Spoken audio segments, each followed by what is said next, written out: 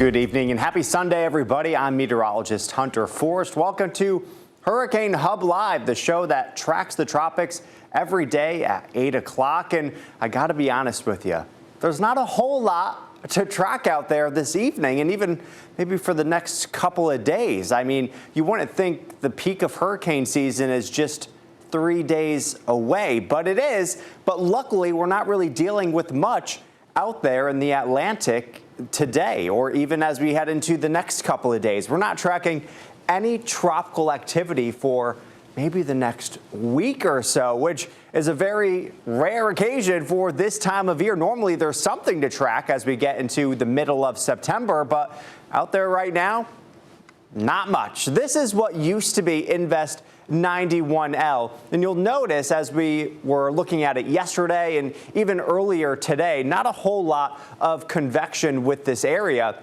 but seeing a little bit of bubbling up of convection as we got later into this evening. So not an area of interest right now with the National Hurricane Center, but as it continues to progress off towards the west, maybe it'll go back into an environment where it's more conducive for development. But again, right now, there are no yellow blobs, there are no orange blobs or red blobs to watch out there right now. But when you see convection lighting up like that in the Atlantic, pretty much anywhere this time of year from the main development region into the Caribbean, you could get these low pressures to form and then maybe something tropical. So again, this isn't lit up by the National Hurricane Center. It used to be Invest 91L, but as it goes off towards the west, maybe something to keep an eye on. But as we take a look at the European model over the next couple of days in the Atlantic basin, as we get towards the middle of the week, not a whole lot. Not seeing a lot of spin here, not seeing a lot of those classic isobars when storms are forming. And even as we get into next Tuesday, September 16th, we're past the peak of hurricane season.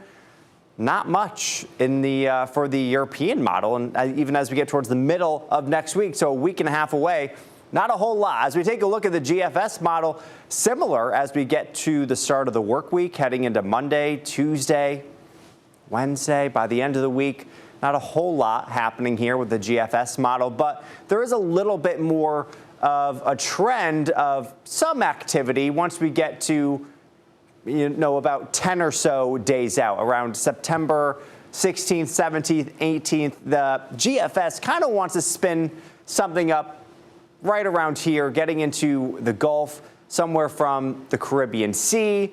But I mean, this is just, the last model had a little bit of something. This model has a little bit of something, not as well defined as the last model was putting out, but just, a trend to watch as we head into the middle of next week. So nothing to worry about right now. There's nothing lit up from the National Hurricane Center, but some of the models are trending that could we see a little bit more activity once we get to the middle of next week? That chance is there. As we take a look at what the Climate Prediction Center is saying more long term between the 10th and the 16th of September, some low chances of development in the main development region, and then some low development as well into the Caribbean. But once we get to kind of the third-ish week of September, that tropical development chance goes up a bit to medium, according to the Climate Prediction Center, but still a low chance in areas around the Caribbean Sea and the Gulf as well. That's from the 17th to the 23rd. So we could see a little bit of an increase in activity once we get to around the third week of September. But right now, again, not much to worry about. If you have any of those hurricane snacks you got prepared early this season, you could kind of go eat those right now, not have to worry about it. And then if you have to go get some more snacks for, the rest of hurricane season, you could do that. You have plenty of time. The peak of hurricane season is just 3 days away, September 10th. Today is September 7th, so we're right there almost. We are so close to the peak. And then after that, climatologically, you kind of see the activity going down and down and down, but still could see some major storms by the end of October by the end of September and into October as well. So we still have plenty of time to continue watching the tropics, but it is nice to see it rather quiet. I mean, we haven't really been seeing much since Aaron, which was a couple of weeks ago, but the season goes until the end of November. As we take a look, though, at the 2025 Atlantic storm names, we've only had a couple. We've had Andrea, Barry, Chantel, Dexter, Aaron, which was our only hurricane and a Category 5 hurricane, and we had Fernand, which wasn't much of a threat, formed in the middle of the ocean and left. So next name on the list is Gabrielle, which we thought was going to be Invest 91L when we had that 90% chance of development, and then each advisory after advisory, 90, 70, 50, 30, 20, and then eventually there was a 0% chance of development, which was some great news. And then after that, we have Umberto, Imelda, Jerry, and Karen. All right, coming up on HHL, we have an update on Kiko, which is a hurricane out there in the Pacific, which is making its way towards the Hawaiian Islands. But we also have the Hurricane Hub Live trivia answer. That's coming up after the break.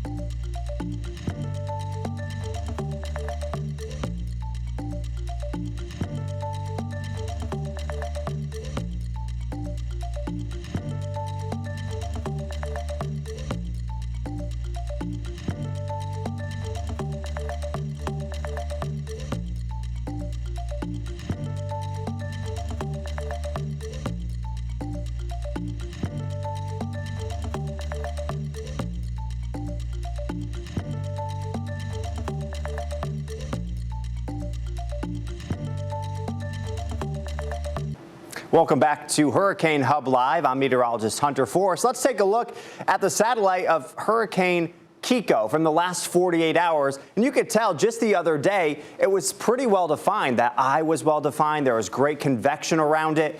But that was when it was in warmer waters. Now it's entering cooler waters, and you could really see that weakening trend.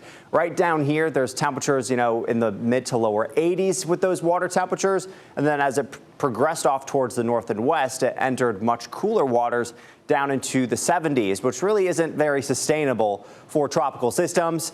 And that's exactly what happened. It's starting to weaken, which is great news. It was a Category 4 at one point, then down to a 3. Now it's down to a Category 2 storm. It's still strong. Winds at 110 miles an hour, gusting to 130, moving to the west-northwest at 13 miles an hour. Now, just the other day, if you were watching the cone for Hurricane Kiko, part of the Hawaiian Islands was actually in the cone of uncertainty. But over the last couple of model runs and trends, the cone shifted more off to the north of the Big Island and even pretty much the whole state. So that is some good news. But they'll still start to see, or they'll see some minor effects from the hurricane: increased surf, rip current risks, gusty winds, and some rain as well. But it's still going to continue to weaken as we head into the next couple of days. By tomorrow, it should be down to a Cat 1 and then eventually a tropical storm. And then it enters an environment that's not really sustainable for tropical systems. It's already entering that environment and eventually weakening back into a low-grade tropical storm and then basically depression and then fizzle out. But that's the good news. It's going to stay north of the Hawaiian Islands, but still bringing some minor effects to the island. So if you were heading there, you had any vacation plans there, not much to worry about. As we take a peek, though, if there's anything to watch in the Eastern Pacific, no, even here, it's quiet right now. There was an area yesterday around this area that had about a 20% chance of development, but National Hurricane Center squashed that. So that's the good news. And if it did develop, it was also going to progress off towards the west, away from land. So quiet in the Atlantic right now, quiet in the Eastern Pacific, a little bit more active in the Central Pacific with Kiko. But other than that, that's about it. But the Eastern Pacific has been relatively active compared to the Atlantic this season. They've had a couple hurricanes. They've had Barbara, Eric, Flossie, Gil, Henriette, Kiko, and Lorena. So they've been pretty active compared to what we've been seeing here in the Atlantic. All right, let's take a look at Hurricane Hub Live trivia. What was the first hurricane to have a male name? Way back in the day, hurricanes were only female names. But back in the 70s, I believe, they started introducing male names into the naming system. And now we have both female and male names. So it's either Bob, Brett, Bill, or Barry. Take your guess. I almost gave the answer away yesterday while I was doing this, but luckily I didn't. But the answer to what was the first hurricane to have a male name is A. That was Bob. So there you have it. All right, I appreciate you joining me tonight. I'm meteorologist Hunter Forrest. You could join us for Hurricane Hub Live every day at 8 o'clock. Tim will be back tomorrow, and I appreciate you joining me. Have a great night.